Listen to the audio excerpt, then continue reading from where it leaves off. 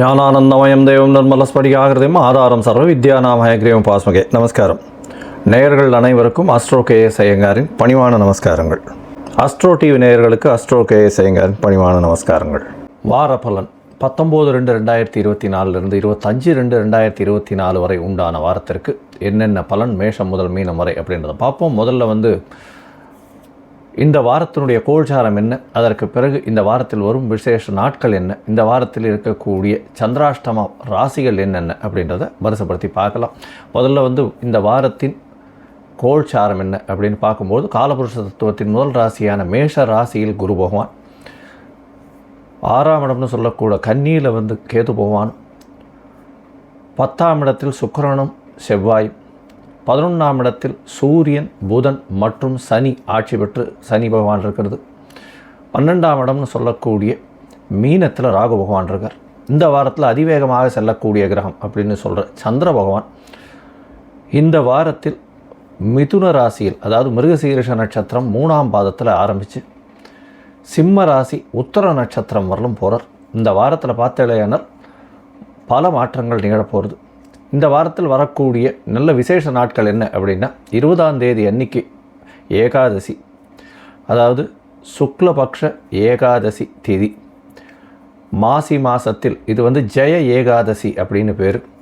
இந்த ஏகாதசியின் விசேஷம் என்ன அப்படின்னா, சில பேருக்கு இந்த பூர்வ புண்ணியஸ்தானம் மூதாதையர்களுக்கு செய்ய வேண்டிய கர்மாக்கள் மூலியமாக சில சாபங்களோ பாவங்களோ வந்திருக்கக்கூடும். அது எல்லாம் விமோச்சனம் ஆகக்கூடிய ஒரு ஏகாதசி. அது பொதுவாகவே வைணவர்களுக்கு மிகவும் ஏற்றம். இந்த ஏகாதசி நாளில் முழு நாளும் உபவாசம் இருக்கிறது பெரிய விசேஷம். இந்த ஏகாதசியை கடைபிடிக்கிறதன் மூலியமாக மூதாதையர்கள் சாபம் நீங்கும், அதை தவிர பிரம்மஹத்தி தோஷம் நீங்கும் அப்படின்ற விசேஷங்கள்லாம் சொல்லியிருக்கு. இதன் பெயர் ஜெய ஏகாதசி அப்படின்னு பெயர். 21ஆம் தேதி இந்த மாதத்தில் 21/2/2024 அன்னைக்கு பிரதோஷ காலம்னு சொல்லும் பொழுதே சாயந்தரம் 5:45 6:15 வரலும் அந்த ஆர்த்தி காட்டக்கூடிய நேரம் பிரதோஷ காலம். பிரதோஷத்தில் விரதம் இருந்து பிரதோஷ கால பூஜை முடிச்சுட்டு போய் சாப்பிட்றது விசேஷம். இந்த பிரதோஷத்துக்கு வேண்டின்னு பண்ணக்கூடிய காரியங்கள் அனைத்தும் வெற்றி பெறும் அப்படின்னு சொல்லக்கூடியது. சிவன் கோயில்கள் அனைத்திலும் பெரிய விசேஷமாக நடத்தக்கூடிய ஒரு விஷயம் இந்த பிரதோஷ காலம். இந்த வாரத்தில் பார்த்தேன்னா மாசி பௌர்ணமி நாள், அது மாசி மகம் வருது. இது 24ஆம் தேதி மாசி மகம் இந்த மாதம் வரக்கூடியது. பௌர்ணமி யோகம் அப்படின்றது எந்த ஜாதகத்திலுமே ரொம்ப விசேஷமான ஒரு விஷயம். அதாவது சூரியனும் சந்திரனும் 180 பாகைகளில் இருக்கும் பொழுது அதீத சுபத்துவம் அடையக்கூடிய காலகட்டம். இந்த காலகட்டத்தில் பிறக்கக்கூடிய குழந்தைகள் ஒரு பெரிய ஏற்றத்தில் இருக்கும். அவர்கள் குடும்பத்திலேயே ஒரு பெரிய ஏற்றத்தை கொடுக்கக்கூடிய ஏதாவது ஒரு பெரிய விஷயம், எந்த ஒரு விஷயத்திலையும் விற்பனராக வரக்கூடிய வாய்ப்புகள் மிகவும் அதிகம். பௌர்ணமி யோகத்தை பொறுத்தவரைக்கும் பெரிய ஏற்றமான விஷயங்களை சொல்லக்கூடியது, அதீத சுபத்துவம் அடையக்கூடியது. சந்திர பகவான் அதன் மூலியமாக நல்ல ஒரு ஏற்றம் கிடைக்கும். அதிக ஒளி கிடைக்கிறதுனால நல்ல ஒரு ஏற்றம் கிடைக்கும். அவர் இருக்கும் இடத்தை வைத்து பெரிய ஏற்றம், அதாவது பிறந்தக்கூடிய குழந்தையின் லக்னத்திலிருந்து அவர் இருக்கக்கூடிய இடம் பெரிய ஏற்றத்தை கொடுக்கக்கூடியதாக இருக்கும். பொதுவாகவே இந்த மாசி மகம் அப்படின்றது ரொம்ப பெரிய விசேஷம். மாசி மாதத்தில் வரக்கூடிய மகா நட்சத்திரம் குரு பகவானும் சேர்ந்திருந்தால் மகாமகம்னு சொல்லக்கூடியது 12 வருஷத்துக்கு ஒரு தரம் வர்றது. இப்போ மாசி மகம், ஏன்னா மாசி மாதம்னு சொல்லும் பொழுது கும்ப மாதத்துக்கு கும்பத்துக்கு சம சப்தமத்தில் சந்திர பகவான் வரார். மக நட்சத்திரத்தில் வரும்போது இந்த மாசி மக பௌர்ணமி வருது. இது ஒரு பெரிய விசேஷமான நாள். இந்த வாரத்தில் பார்த்தேனால் எந்தெந்த ராசிக்காரர்களுக்கு சந்திராஷ்டமம்னு பார்த்தோமே ஆனால், விருச்சிகம், தனுசு மற்றும் மகரம், இந்த 3 ராசிக்காரர்களுக்கு சந்திராஷ்டம காலம். சந்திராஷ்டம காலம்னா உங்களுடைய பிறந்த ராசியிலிருந்து 8ஆம் இடத்தில் சந்திர பகவான் மறையும் பொழுது சந்திராஷ்டம காலம்ன்றது சொல்கிறோம். உடல் நலத்தில் சற்று தொய்வு ஏற்படும், மனக்கலக்கங்கள் வரும், ஸ்ட்ரெஸ்ஸு கொஞ்சம் அதிகமாக இருக்கும். ஏன்னா சந்திர பகவான் மதிகாரகன். அவர் மறைந்து இருக்கக்கூடிய காலகட்டத்தில் மயங்கக்கூடுன்றதுனால புதிய முயற்சிகள் வேண்டாம், வெளியூர் வெளிமாநில பிரயாணங்கள் வேண்டாம்னு சொல்கிறோம். ஒருவேளை பண்ண வேண்டிய கட்டாயத்தில் இருந்தீர்களான அருகில் இருக்கக்கூடிய இந்த சிவன் கோவில்லையோ இல்லை விநாயகர் கோவில்லையோ அல்லிப்பூ, வெள்ளை அரளி இதெல்லாம் வாங்கி கொண்டு போய் கொடுத்துட்டு வர்றதன் மூலியமாக சந்திராஷ்டமத்தின் தாக்கம் குறையும் அப்படின்றத சொல்கிறோம். சரி, இந்த வாரம் மேஷம் முதல் மீனம் வரை எப்படி இருக்குது அப்படின்றத பார்ப்போம். அதாவது 19/2/2024 25/2/2024 வரை உண்டான காலத்தில் உங்களுக்கு என்ன காண்டாக்ட் பண்ணணும், அதாவது அஸ்ட்ராலாஜிக்கல் கன்சல்ட் தேவைப்படுமாயின் என்னுடைய மொபைல் நம்பர் ஸ்க்ராலிங்கில் போயின்னு இருக்கு.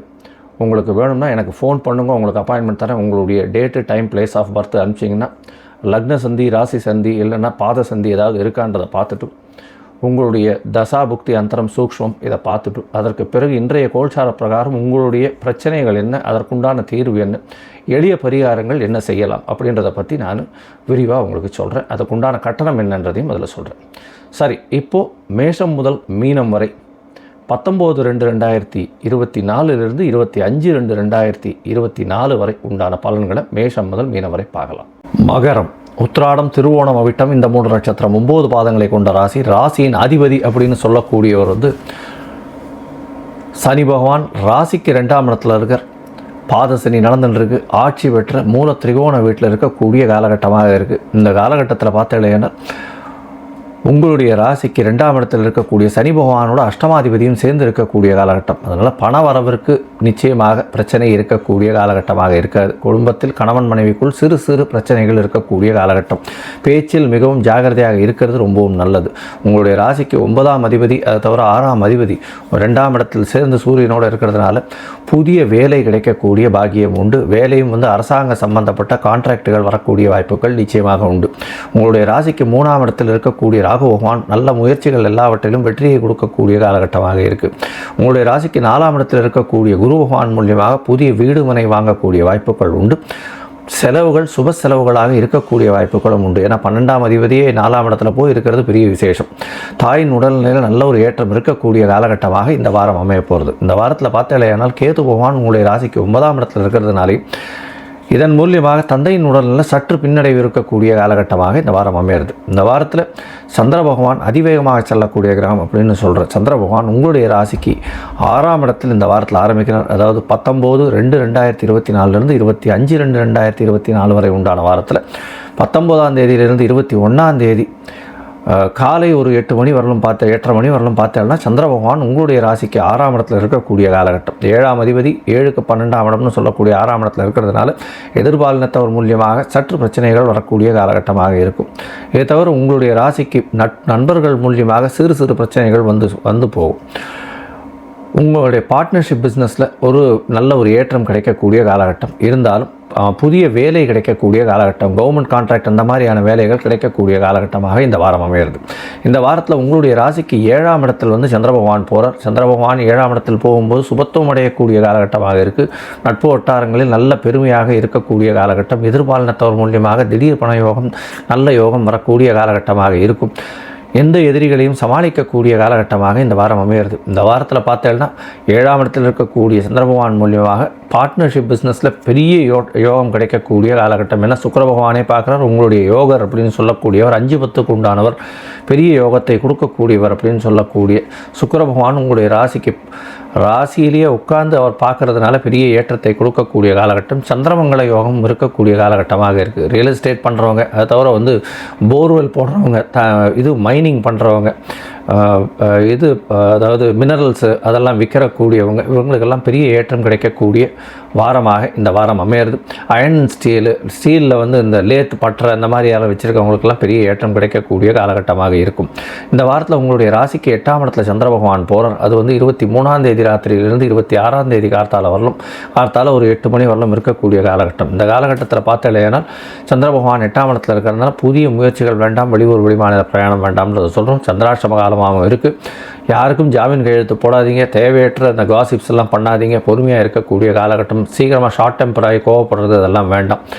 இந்த வாரம் இந்த மகர ராசிக்காரர்களுக்கு பார்த்தோம்னா நல்ல ஒரு ஏற்றமான வாரமாக இருக்குது. இந்த வாரத்தில் பார்த்தீங்கன்னா நீங்கள் சுக்கிர பகவானுக்கு ஒரு நல்ல ஒரு பரிகாரம் பண்ணக்கூடியது பண்ணும்போது உங்களுக்கு தொழிலில் பெரிய அபிவிருத்தி ஏற்படக்கூடிய காலகட்டமாக இருக்கும். சுக்கிர பகவானுக்கு பார்த்தீங்கன்னா மொச்சை பயிறு இல்லைன்னா இந்த பாதாம் பருப்பு இதெல்லாம் கோவிலில் கொண்டு போய் தானம் கொடுத்துட்டு வாங்க உங்களால் முடிஞ்ச அளவுக்கு. அதாவது மொச்சை பயிரில் சுண்டல் பண்ணி கொடுத்தாலும் சரி, இல்லை பாதாம் பருப்பு ஒரு 1/2 கிலோ உங்களால் முடிஞ்சது என்ன வாங்கி கொடுக்க முடியுமோ வாங்கி கொடுங்க. இந்த இதில் பார்த்தலையானா நீங்கள் இந்த அத்திப்பழம் அது கொடுக்கலாம் இது கோவிலில். ஏன்னா அத்திப்பழம் வந்து சுக்கிரனுக்கு உண்டானது அப்படின்னு சொல்லுவாங்க. அதே மாதிரி அத்தி ஏதாவது சின்ன சாப்ளிங், அதாவது செடி அந்த கோவிலில் போய் நட்டுட்டு வரலாம். இதன் மூலியமாக பார்த்தாலேயானால் சுக்கிரனுக்கு உண்டான ஒரு நல்ல ஒரு ஏற்றத்தை கொடுக்கக்கூடிய காலகட்டமாக உங்களுக்கு அமையும். ஏன்னா ஒரு பெரிய யோகர் உங்களுடைய ராசியிலே இருக்கிறது பெரிய விசேஷம். இதன் மூலியமாக சுக்கிர பகவானுக்கு சற்று ஏற்றம் வருவதன் மூலியமாக உங்களுக்கு எல்லா விதமான விஷயங்களும் வந்து சேரக்கூடிய வாய்ப்புகள் இந்த வாரத்தில் இருக்குது.